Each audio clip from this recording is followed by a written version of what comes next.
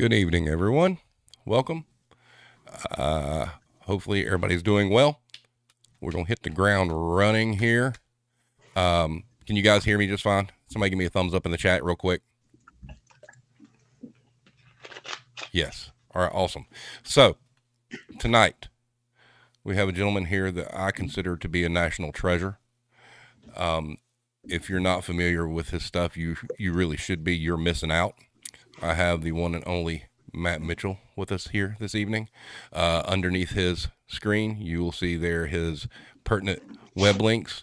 All his web links will also be in the description of the video. So having said that, Matt, thank you so much for being here.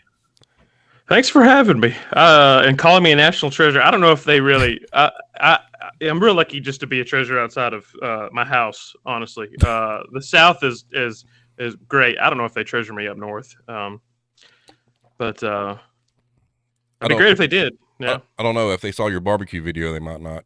Yeah, I've said a lot of things, hateful things towards them. So if they do, they haven't heard everything I've said. Right. So what I want to do is tell us a little bit about you. Of course, kind of want to figure out how you got started with red clay and It's a Southern Thing, and just kind of go from there. Yeah. So it's a long, weird story to condense it. I'm from Alabama. I've lived here my entire life. 8th generations of Alabama. I don't think we can. It's like house arrest for an entire state. We're not allowed to leave, apparently. But yeah, I actually started off out of college as a social worker. I worked for the state of Alabama for 7 years, but I was also doing some like comedy stuff on the side, mostly like internet stuff, like tweets and all that. My big thing was parroting a local newspaper that we had in our small town, and I did that anonymously for years. And it blew up until it started as a real local thing, and then it got a lot of statewide attention. And then that landed me my first like paying gig writing comedy and stuff with Red Clay Media, which is a offshoot of Alabama Media Group, which if you don't live in Alabama is all confusing, but that's like the leading news organization in the state is AL.com, an Alabama Media Group, the Birmingham News, all the big newspapers. But they were starting a Southern culture, Southern identity brand. Wanted to separate all that feel good, fun stuff away from, murders and the not so fun things of the news. So they started that. I joined them like 2 weeks after It's a Southern Thing launched, and just got right away to making sketches, writing scripts for sketches, and got comfortable being in front of the camera. Started doing different stuff there. Still not a great actor, but I enjoy getting out there and just doing weird stuff. And then Bless Your Rank started a few years after that, and that's been kind of a popular thing. But I also do stuff on my own channels, like I've always been doing from the start. It's just not so much news parody anymore. Now it's just me ranting about barbecue to whoever will listen. Your shorts are great. Thank you. The one the other day where the fried chicken. Oh yeah, that one gets under my skin. It blows my mind when I'll ask people, especially the audience on It's a Southern Thing, which an audience that should know better. Well, I'm like, what's y'all's favorite fried chicken restaurant? And they go Chick-fil-A. It's not. I know what you're thinking, but it's wrong. That's not fried chicken. That's chicken fingers. That's totally different. I just can't. It gets under my skin. Yeah, crazy. Our grannies and meemaws would fight over that. Absolutely. They wouldn't even eat chicken fingers. That wasn't even a thing to them. I can't remember my grandma ordering chicken fingers whenever we go out. And I definitely don't remember her making chicken fingers. If she's making fried chicken, she's making fried chicken with bones in it. Yep. Real quick. Breast cuts cost too much money. That's true. Exactly. They would never buy that. You get the thighs. Exactly. Sweet tea. So do you feel like that if somebody isn't making their own sweet tea and they're going to buy like Milo's or something, that their Southern card should be revoked? Oh gosh. No, because that's what we do at our house because it's just too easy.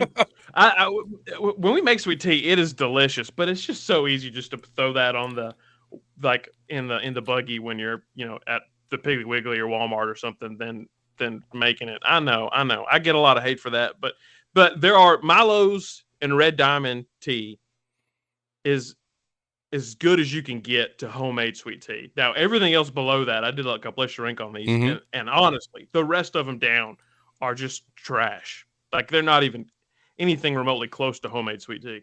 But those two are pretty solid. Yeah, where I work, we sell a lot of Milos. I mean, a Oh yeah. lot. So real quick, tell us about Broken News. That seems like a really big project for you guys. Yeah. We uh back in 2019, we launched a Kickstarter on It's Southern Thing to do a crowdfunding for a TV pilot idea that we had, and we surpassed our goal and had like 1,000 backers.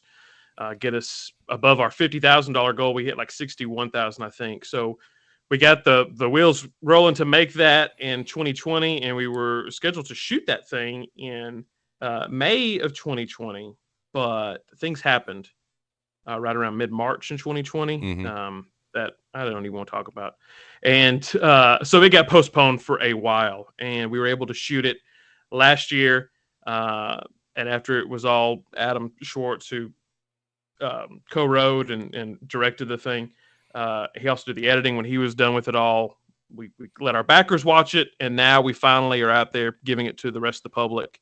And we broke it into the one TV pilot, into 3 separate mini episodes we put on the internet on YouTube for everybody to watch. Because they are, the company I work for is trying to like shop it around to see if there's any interest to pick it up as a series, but there's no reason why we can't let everybody else watch it too. We don't want to just hold on to it and not let the world see it. So we decided to go ahead and put it out there for everybody to see.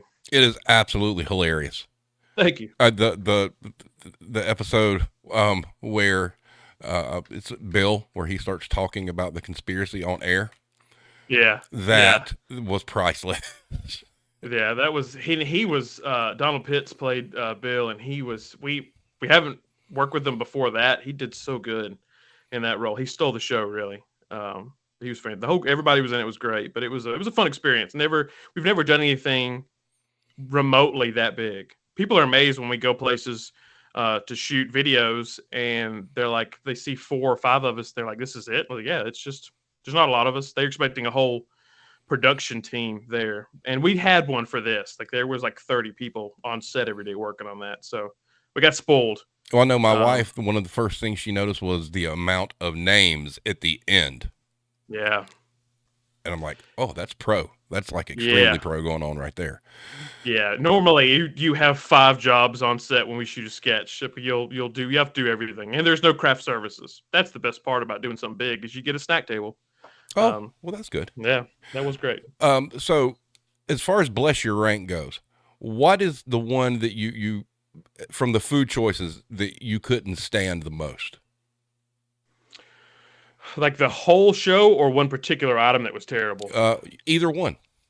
Oh, wow. The sweet tea one honestly was pretty bad because most of those were just awful.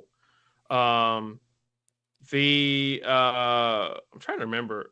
Some of the cheeseburger ones were pretty weird too. That one comes to mind. One that I tell people that taught me a lesson was the Little Debbie Christmas one. It was one of the first ones we did. It was definitely one of the first 5 that we did.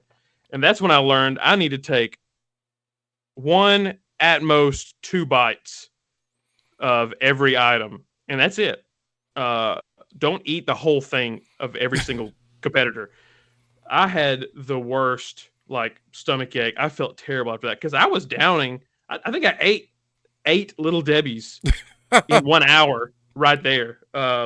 Totally different effect from the bourbon Bless Your Rank where I drank like 20 ounces of bourbon in 1 hour. That was a bad great idea. Yeah. And I mean, it was funny to sit down and watch that tape because the finished edit, because I had no idea.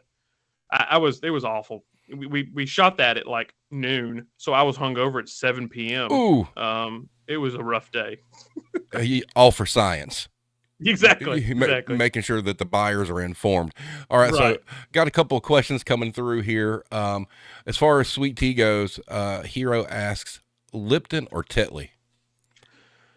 Oh gosh. Well, first off, happy early birthday to Hero on Wednesday. Happy Thank birthday, you. Heather. I guess Lipton. What's the other one? Tetley. I'm not familiar with that. What about Louisiana? Okay, Louisiana is what I grew up on. So that one, if you're putting that in the mix, it's that one. Of those two, I got to say Lipton because I'm not familiar with the other one. But Louisiana is what we grew up on. Actually, we had decaf Louisiana bags because mom did not want us to have caffeine. She said we got too crazy, so she got caffeine free tea bags, which apparently exist. They're on the shelf, hard to find. Another question. Do you put ranch on pizza? No, no, I tried that in school. I remember like it was like popular for like a month one time when I was in like high school or something. I tried it and I was like, this is completely the ranch is drowning out all the other flavor on the pizza, especially a school pizza that has not a whole lot of flavor to begin with. Wow. um, Jason in the chat. This is kind of like an inside joke with us from where we work together. His question is throat punch or not to throat punch? There's not a lot of context there, so I'm gonna err on the side of caution and say definitely throat punch. Awesome. Awesome. So what I want to do is number one, talk a little bit about your podcast. Cause we've been watching you. I think the first time I ever saw you, you popped up on like a Facebook feed with a Southern Thing video. And then thanks to the algorithm, more kept coming through. But I did not realize after watching you all this time that you have a podcast. Well, sort of. I started one last year. That was a goal of mine to get one up and running. And I just got bogged down with some other stuff and have not been able to pick it back up. I really enjoy doing it. It's just a lot of work. And you got a live stream and a podcast going. So I don't know how you pull it off. I cheat. So what happens is I take the audio from the live stream and then edit it and put it up. That's just being smart. That's not cheating. But I've got it going. But I do have plans to get it up and running again. I've got some help to like line up guests because it's an interview one like this. And once I started lining up interviews and then people's schedules would change and then it wouldn't align with mine, I was like, this is a hassle. This is stress. I can't deal with this. But I've got somebody that's going to help me manage that soon. So hopefully it'll be back up and running soon. So what kind of like workload do you have? Like when you guys are doing like a full form video, like what kind of, from shooting and post editing, like how long does it take, for you guys to get one out? Depends on the type of video. If it's a sketch that we do under the It's a Southern Thing sketch, we have the sketch comedy series called So True Y'all. Those take, the writing could take anywhere from a day or two. It takes about a day to shoot. Maybe some of them will be 2 days. And then the editing will take anywhere from a day or two there. So it's all in all, it's a whole week, 4 or 5 days of work days to get it done. And at the same time, we're also shooting those short videos that we do now because that's the thing that you've got to be making those if you want to stay relevant. Are those, we call them shorties because there's their calls them different on every single platform. So we on average shoot about 3 of those a week. And then we're also shooting what we call unscripted videos, which are like the Bless Your Rank videos where the pre-production is just go pick up the stuff. There is no writing. Then you just sit down and you react. And editing on that one takes 2 weeks or so because we've got about an hour and a half of me ranting about Happy Meals or something. So that takes time to trim that down. And that's at work. And then I've got my stuff, at home too. And then I sleep for about 30 minutes while driving on the interstate to Birmingham every day. So, the Happy Meal one, the kids meal, that we watched that the other day. That was great. That was a fun one. Chicken boogers. That's an epidemic apparently that affecting several fast food places. There was a question: do you see yourself doing a Southern tour in your future?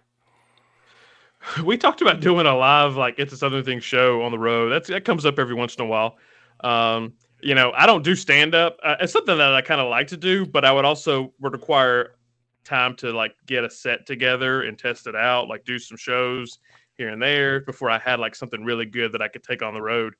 And I just don't have the ability to go do that right now. And I definitely don't want to just make a bunch of stuff and then go on the road and have it bomb. Like if people are going to pay to come see something, I want it to be really good. So, maybe one day we can get that up and running. But right now there's nothing. I do some live events close to where I live. Once, in Jasper and in Coleman, Alabama, do like trivias and name that tunes and stuff like that. And that's just just fun to get people to come out and do some local stuff outside of the big city of Birmingham. Because I hate living in a small town and people saying there's nothing to do here. So I'm like, no, you can come to my thing, or you Excellent. can stop complaining. Yeah. Exactly.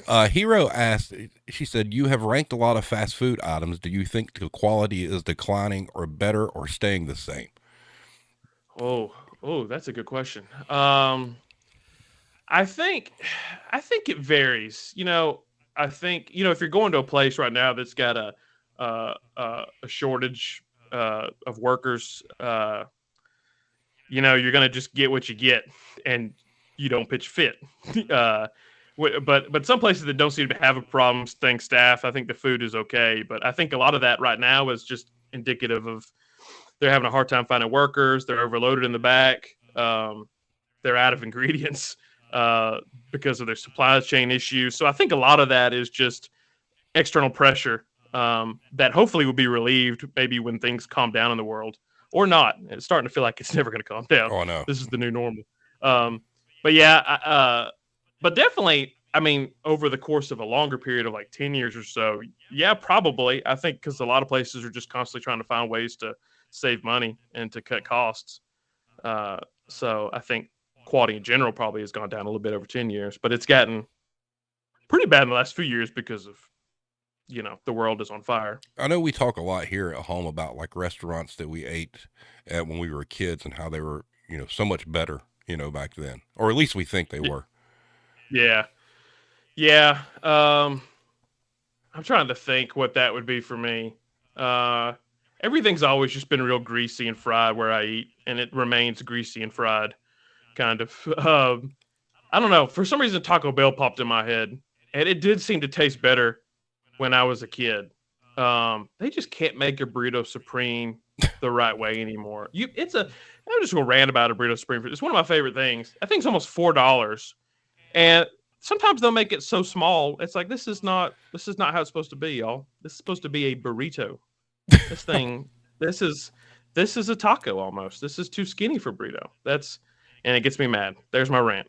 There. I fully understand. So, um, did did you receive the list that I sent? I did. I'm very excited about these matchups here. All right. I have strong opinions on some. Others, it's going to be, kind of in the middle. Okay. We'll see. All right. So, guys, what we did is I came up with a list of similar businesses to pair off against one another, and Matt gets to choose which one he prefers. And if he has a strong opinion about it, tell us why, and a strong opinion about the other one. So, the first one is Waffle House versus IHOP. Yeah, that's not even close. Not even in the same league. I think it's offensive to Waffle House to even try to compare the two. IHOP doesn't know what it is. Like, you could get all kinds of things at IHOP. There's a buddy of mine that I used to work with that would tell the story of his dad ordering fish one time at IHOP. And yeah, he absolutely got sick afterwards. You would never find that on the menu at Waffle House. I feel like they were in the wrong here just by like adding biscuits about 10 years ago or so. Like, that's not your thing. Stick to waffles. Uh, the menu stays simple. It's just one giant like placemat for the table that could double as it's open 24. I think IHOP's open 24 hours, but it's I can walk into Waffle House in any shape, and I will not be judged. I don't think that's the case at IHOP. I think there are some standards at IHOP, and there will never ever be standards at Waffle House. Fair No, answer. come as you are. Fair answer. Waffle House. All right. Number 2, Walmart versus Target. Oh, um, this one probably. You have to understand too. I'm from rural Alabama, where I've never lived close to a Target in my entire life. It's always been at least a 30-minute drive, and never one that's a super Target. So I can't get everything I need there, and I'm probably gonna pay more for it. So I'm just gonna have to go with Walmart. And I don't have a bad Walmart down the road from me. It's it's smaller. You can park within a mile of the front door. It doesn't get too crowded in there. Uh, they have just about everything you need. And I always say that if Walmart doesn't have it, you probably don't need it. Um, so yeah, Walmart definitely has the edge for me because I just haven't grown up. I've just never had access to a Target. It's always been a special thing for me. It's like, oh, we're going somewhere fancy today. Um, that we're going to the Target. It was used to be in college for us. It was like we're gonna go out to eat and then we're gonna go to Target. Like it was a real fancy place to like walk around and browse the selection of fancy wicker baskets and other decorative items that the Walmart does not have. That's fair, very fair. Date night at the Target. Yes, yeah, that's what Walker County, Alabama people do. Yeah. Nice. All right, Dollar Tree versus Dollar General. Oh gosh. Well, dollar and a quarter tree. I've never been a fan of the Dollar Tree. My wife likes it for different things, but it'll be like craft stuff. She'll have something in her mind she wants to make, and she'll know she can get a bunch of it at Dollar Tree. Um, but I've never had a reason.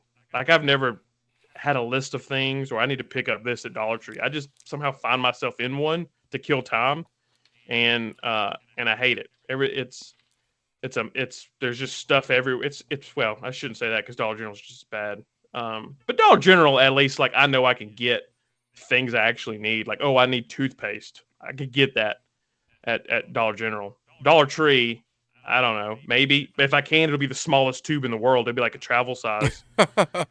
Everything's like extra small because it's $1. And yeah, and sometimes I always want to get like a Dr. Pepper or a Coke when I leave the store. Usually, that's my like little treat for myself for getting out into the world for the day. And you never know what you're going to find at Dollar Tree in the little Coke fridge right by the checkout counter. Sometimes it's just like cans of Mountain Dew. Sometimes it's you know weird small plastic bottles. I don't know. It's a whole thing. I don't like it. It's like I've gone into like an alternate universe of Dollar Generals, where everything is a little off. That's what a Dollar Tree is to me. Comment in the chat was, you may be biased since your dog is a manager for Dollar General now. That's true. Old Bruce. He's hanging in there. He's going to be a district manager soon. Sweet. All right. Lowe's versus Home Depot. Oh, yeah. This was one I thought, do I have feelings towards either one? Because I have multiple complaints about each, and nothing that I could say good about them at all. I just don't like dealing with them. I can't. Anytime I've never gone into a store just to browse those stores. Like I go in there with I'm doing a project. I need these items. And nobody there ever knows. I feel like the employees have never been able to help me. Usually, sometimes they lead me astray. They give me the wrong thing that I need, and I have to just go somewhere else. This is like, I would much rather pay just a little bit more and go to the Ace Hardware down the road where they know what they're doing. And if I need one bolt, they will absolutely help me find it.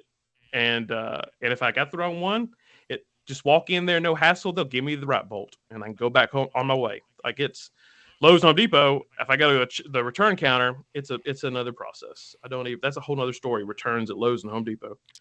I can't even. It's stressing me out just thinking about it. I hate those stores. Ace Hardwares are the real heroes. They are. A hometown Ace Hardware. I don't know how they stay in business. I think the one thing I buy from them every year is all the business they get. But God bless them. They serve a purpose. And mine had 4 guys working in it when I went in there the other day. And I was like, what are y'all doing? Who's actually working? Who's the employee of this store? Or are y'all just hanging out? I don't care. I'm just curious to know how this works as a business. Yep. Now, I had to research grocery stores in Alabama. Okay. So, Piggly Wiggly versus Publix. Yeah. Oh, Publix is another one of those things that I've never lived nearby. That's one of those fancy, like, big city things. I do love them. We had one. We still have one. It's close to where we work downtown. It's a Southern thing, and we used to go down there and eat lunch because they have a really good. They got those Publix chicken fingers, which are awesome. They got the pub subs, the sandwiches. Those are great. But I've shop more at Piggly Wiggly in my life, and they are really good at having like local made stuff because they don't have to do all of. They're usually independently owned. Like ours is run by a local family, our Piggly Wiggly. So they don't have to go through this corporate channels to like get product in the store. Like if somebody comes in and wants shelf space, they just give it to them. So it's really cool to find like Alabama made products in your Piggly Wiggly. I'm gonna give Pig the edge for that, just because I can find cool stuff that I can't get anywhere else, and they'll have it first. If I find out, somebody's selling, some kind of new popcorn covered in Golden Eagle syrup, which is made in Alabama, I found it at the Pig immediately. So they get the edge for that. Excellent. Sam's versus Costco. Oh, actually, we just got a Costco membership a few months ago, and I have never felt more like a dad. Like we just got an SUV, like it's almost a minivan, because now we've got 2 children, and I was like, this is it. This is full dad mode here. Like our minivan SUV crossover at Costco. I've never felt more suburban white dad in my life. But I grew up on Sam's Club, and that's just a fun experience. I don't know which one is truly better, though. I have more fond memories of getting samples as a kid at Sam's Club. The 2 times I've been to Costco, I haven't got a single sample. Ooh. At all. But I remember at Sam's Club, it was the thing. I would I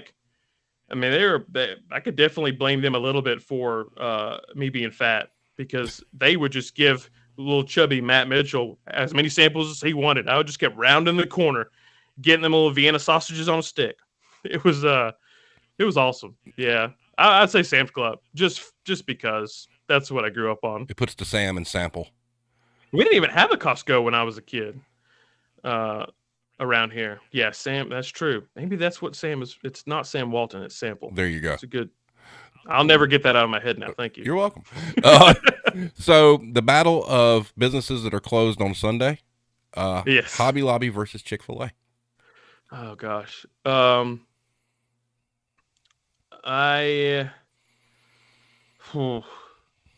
is tough.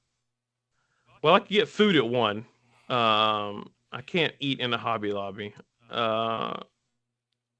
Although there are some things in the Hobby Lobby I do like. I don't know. I think I have to give the edge to Chick-fil-A here. Just because they do have chicken. And the food is consistently good.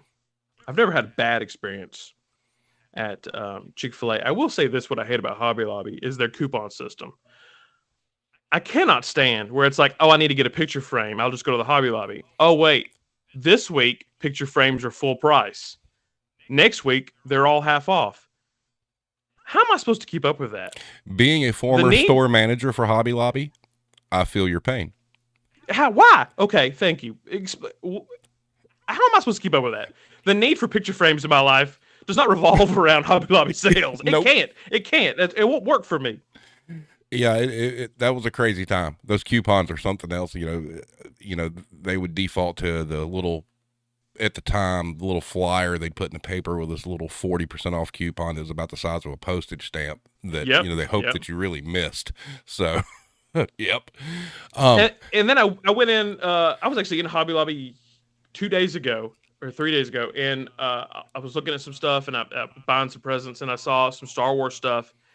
And it was like Spring Shop 50% off. And that was the Star Wars stuff. And on the back it said Spring Shop. What is Spring Shop how is that? What is Star Wars a spring thing now only? None of it made sense. None of it, nothing about it. I don't understand what's going on in there. Well, they get all this stuff in like based on the season. And so you will have like this random stuff, like you said, Star Wars for spring, but guess what? You'll wind up having Star Wars summer, Star Wars winter.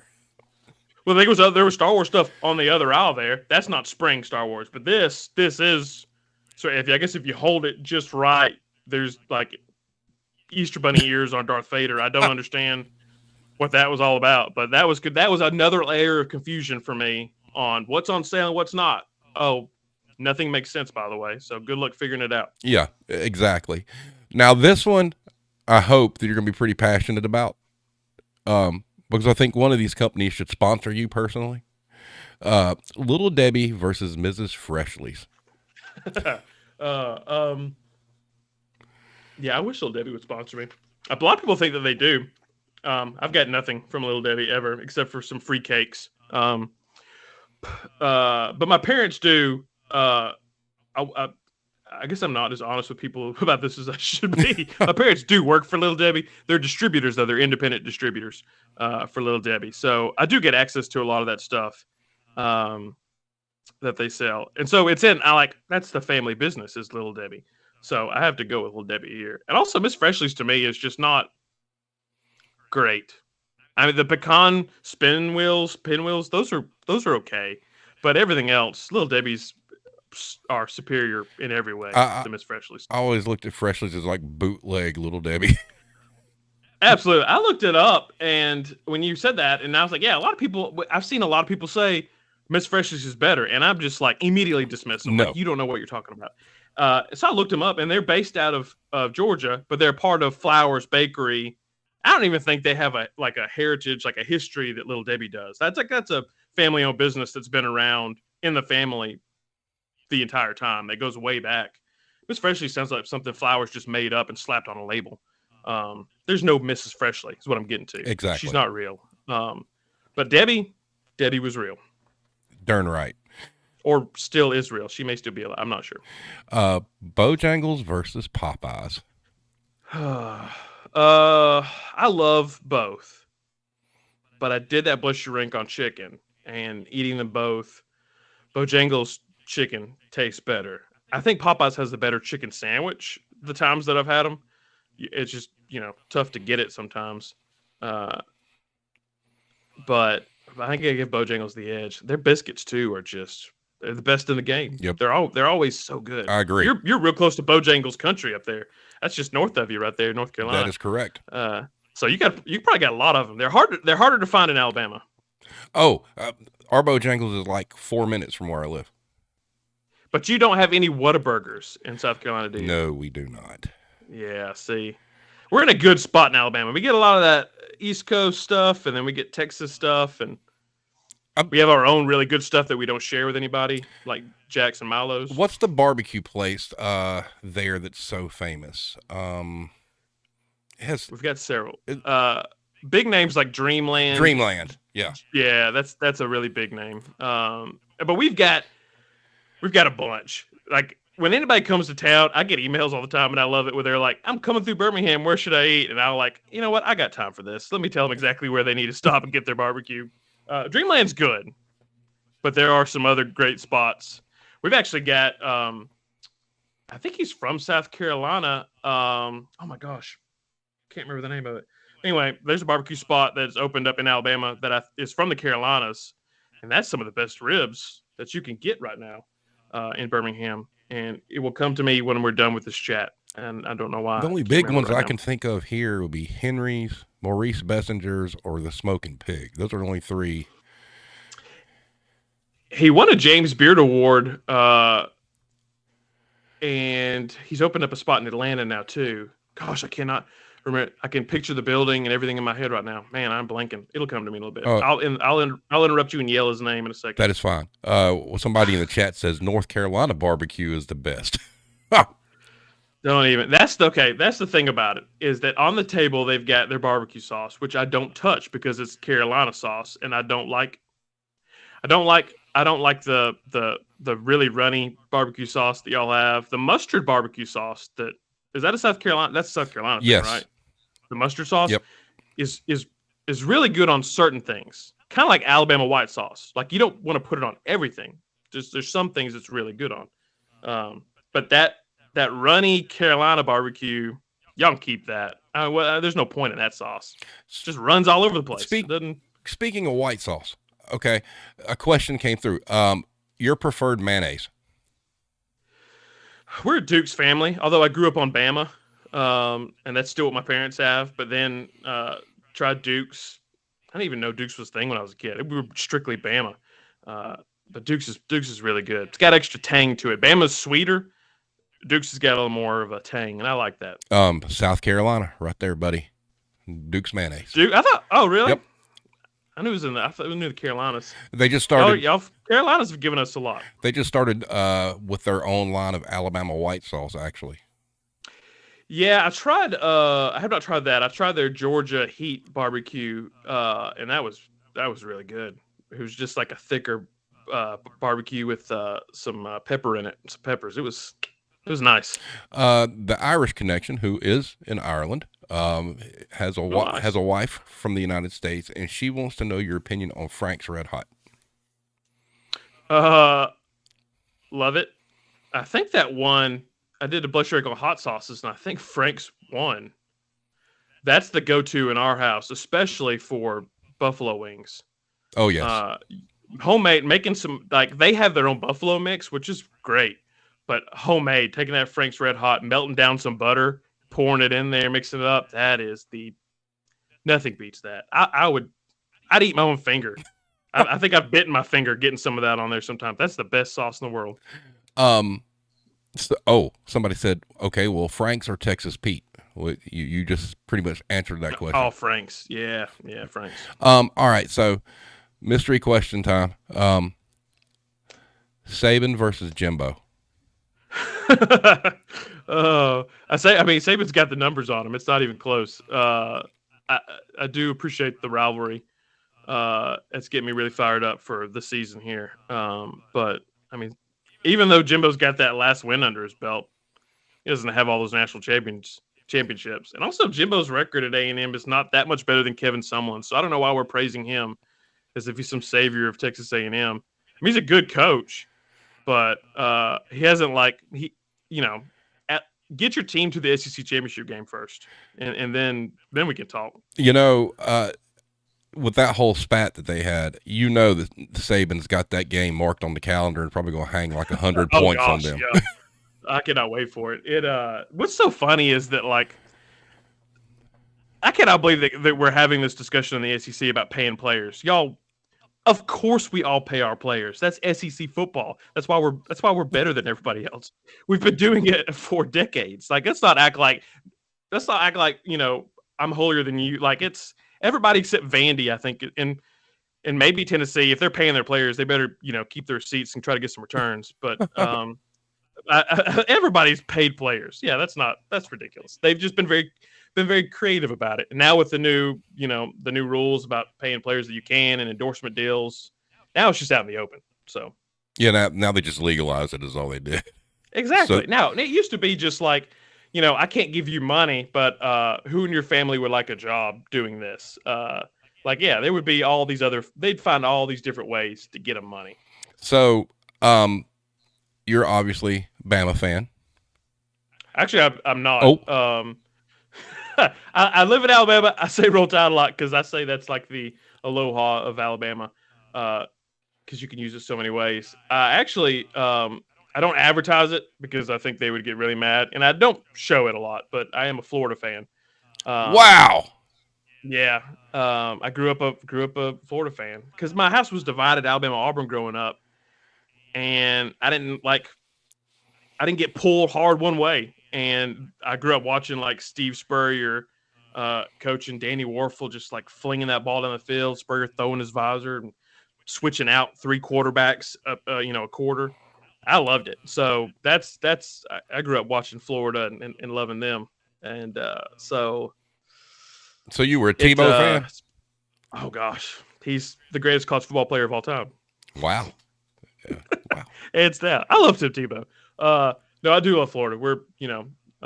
It's been a rough stretch here, but I do. I still watch Alabama Auburn football. I keep up with it. Yeah, I like to see them both do well, because they represent the state.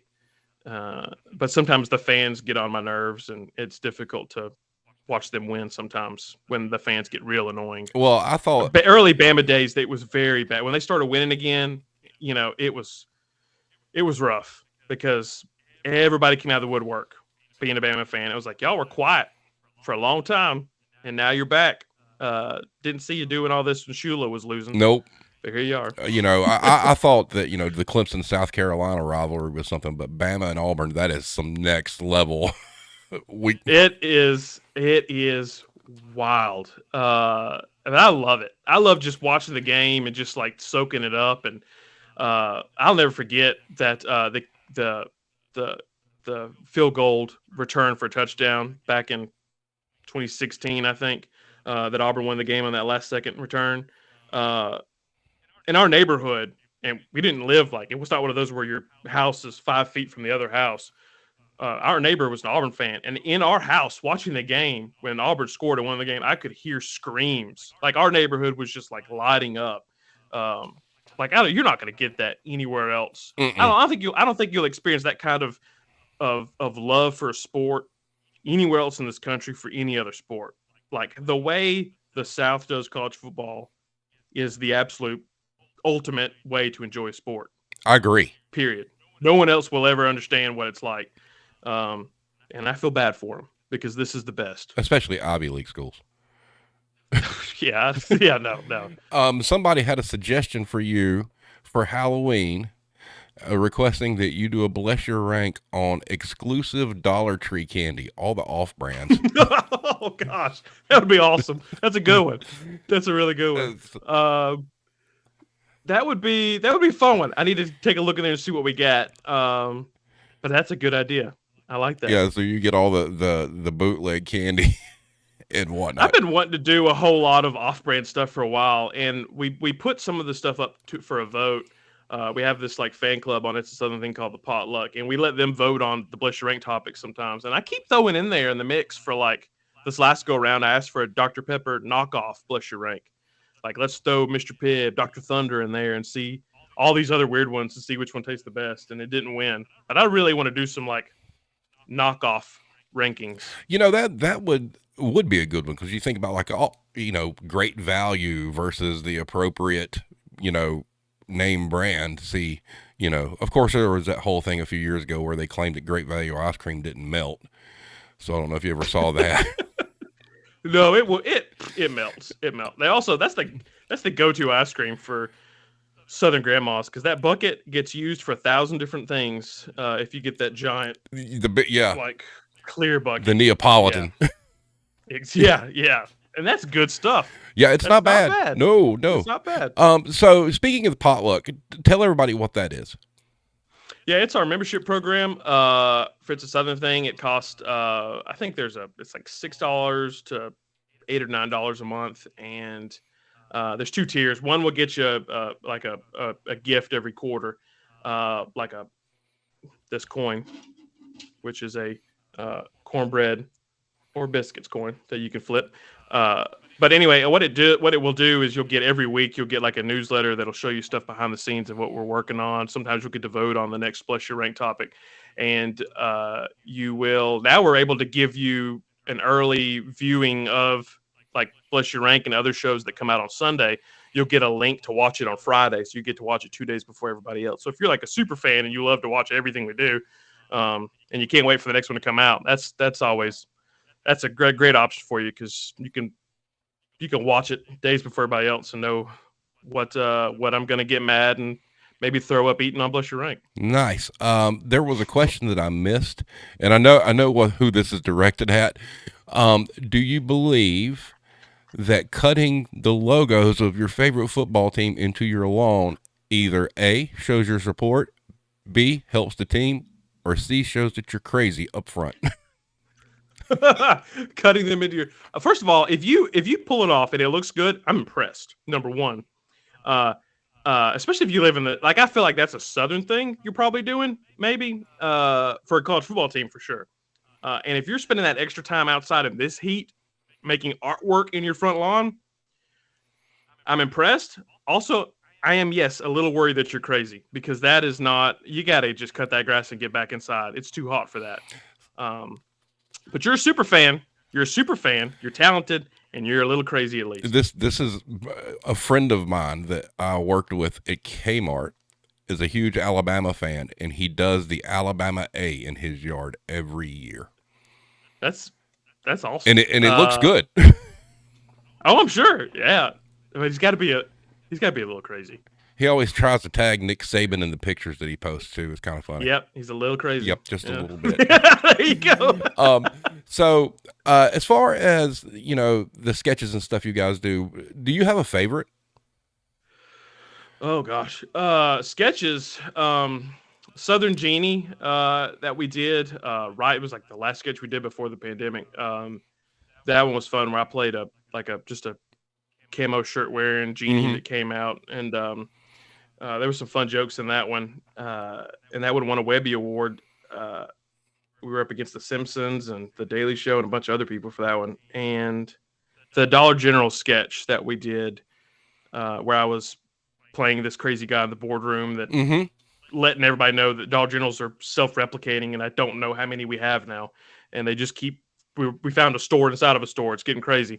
That one was a lot of fun because it just played on this joke that there's too many Dollar Generals now, and we put it out at a good time. I think that joke might be a little too played out now, but at the moment it was really good. That was fun to make. It was just to be a character that was completely unhinged and make a lot of jokes about Dollar General because that's a favorite target of mine for some reason. So, you mentioned your wife. I know you've got a couple of kids too, right? I do, yeah. So, what's your wife think about all this? She loves it.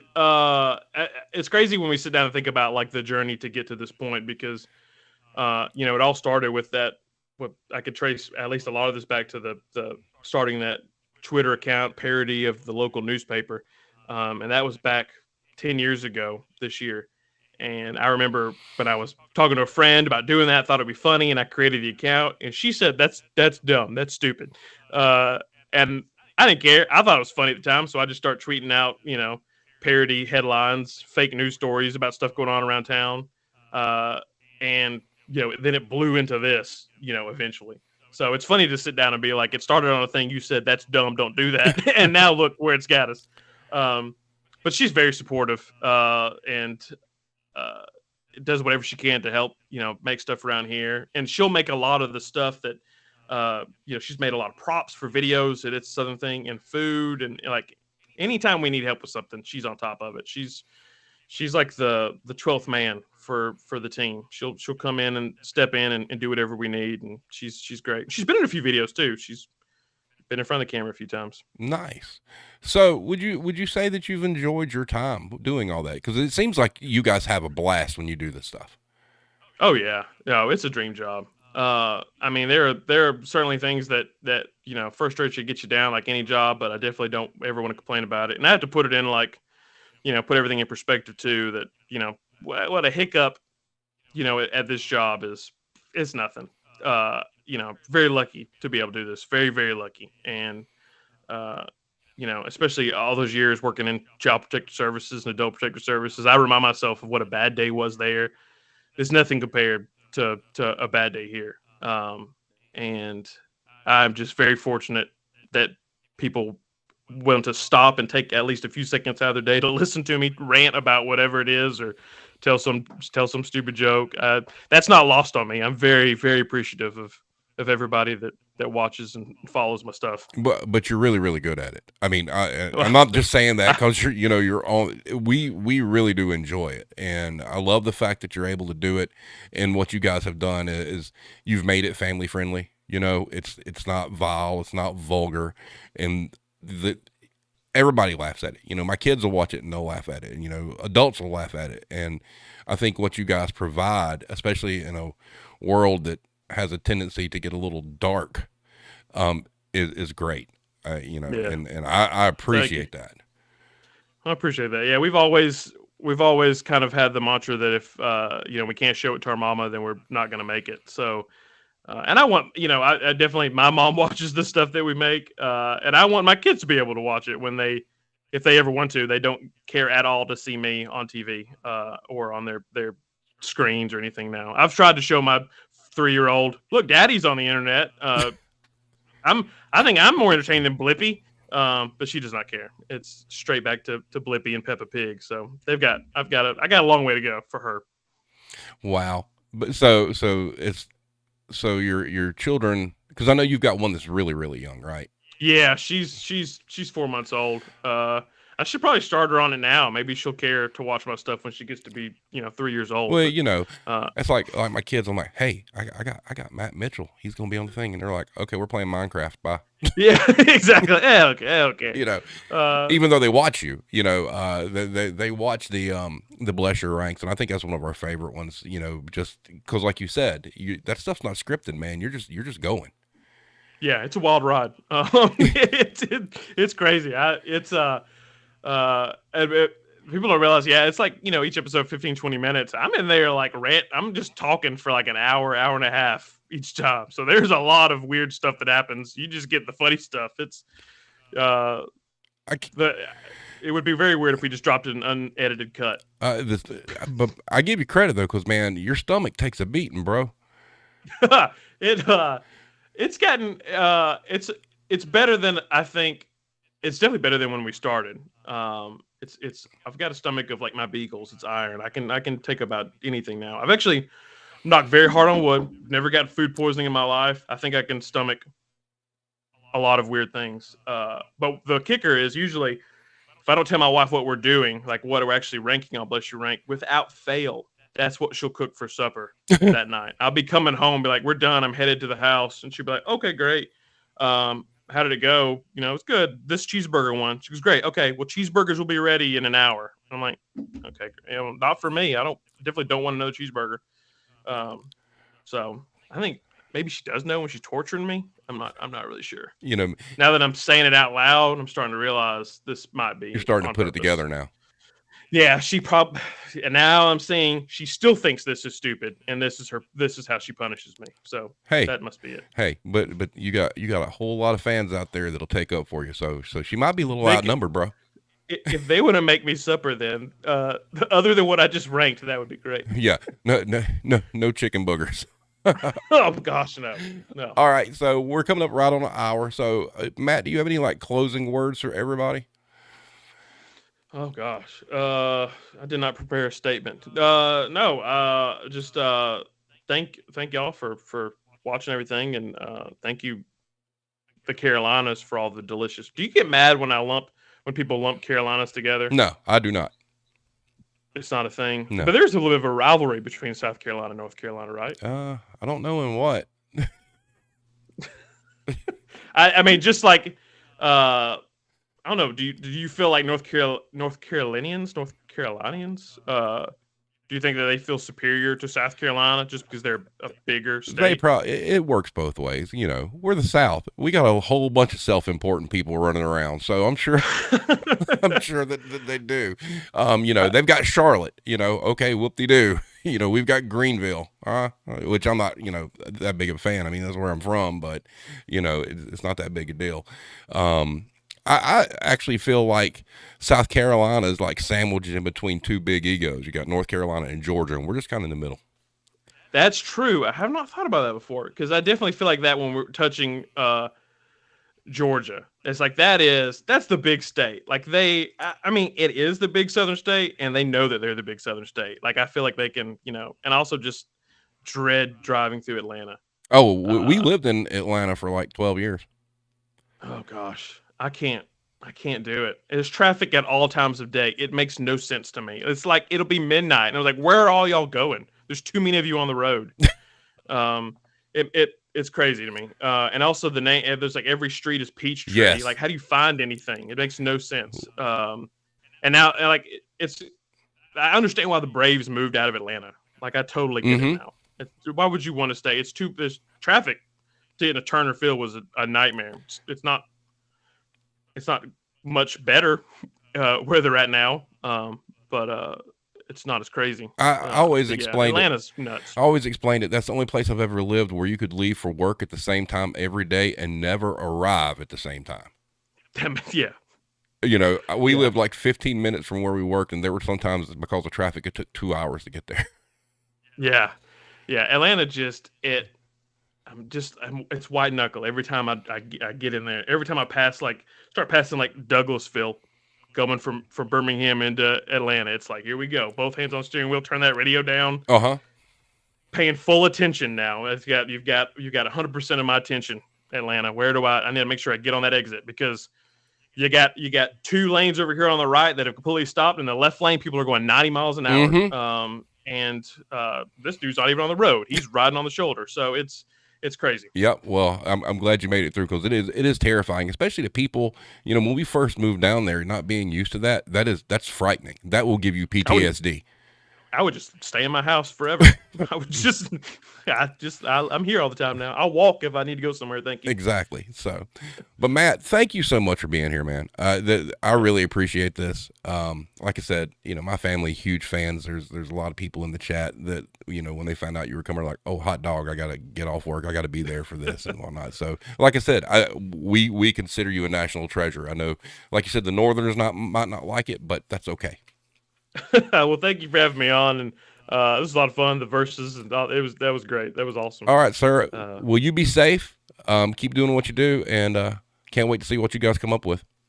Thanks, man. Y'all take care. All right, thank you.